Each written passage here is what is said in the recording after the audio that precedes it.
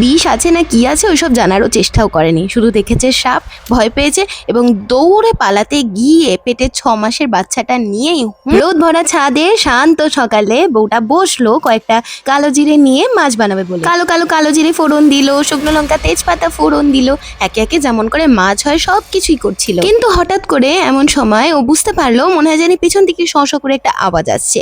পেছন ঘুরে তাকাতেই বুঝলো যে পিছনে রয়েছে একটা বড় সাপ। বিষ আছে না কি আছে ওইসব জানারও চেষ্টাও করেনি, শুধু দেখেছে সাপ, ভয় পেয়েছে এবং দৌড়ে পালাতে গিয়ে পেটে 6 মাসের বাচ্চাটা নিয়েই হুমড়ি খেয়ে পড়ে নিজের সর্বনাশের কথা ভেবেই চিৎকার করে উঠেছে। ভাবছেন তো তারপর কি হলো?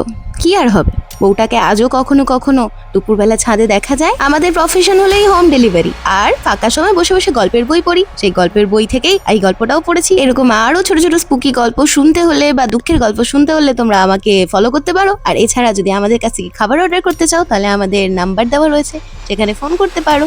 এছাড়া তোমরা সবাই অনেক ভালো থেকো।